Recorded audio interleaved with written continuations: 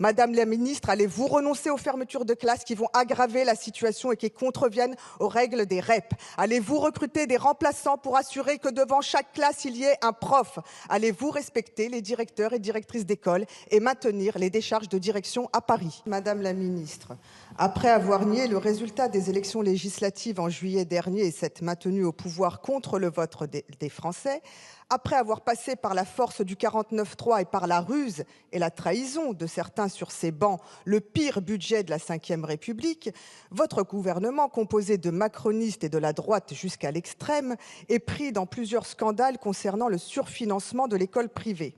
Dans le budget 2025, vous réduisez de 200 millions d'euros le budget de l'éducation nationale, en contradiction totale avec les promesses faites par le Premier ministre de revenir sur son projet initial de suppression de 4 000 postes. Dès la rentrée 2025, ce sont des fermetures massives de classes ou encore la remise en cause du régime de décharge de direction dont bénéficient les écoles parisiennes. À Paris, ce ne sont pas moins de 110 postes de professeurs qui seront supprimés et près de 170 fermetures de classes qui ont été confirmées pour 2025. Ces suppressions concernent surtout les arrondissements populaires du Nord et de l'Est, alors que les quartiers favorisés, comme le 7e arrondissement, sont épargnés. Je vous parle de l'exemple de l'école élémentaire REP, située au 77 rue de Belleville. C'est un exemple édifiant. Malgré l'arrivée prévue de 22 élèves supplémentaires à la rentrée 2025, vous supprimez une classe. Parallèlement à ces suppressions de classes, le régime de décharge dont bénéficient les directrices et directeurs d'écoles parisiennes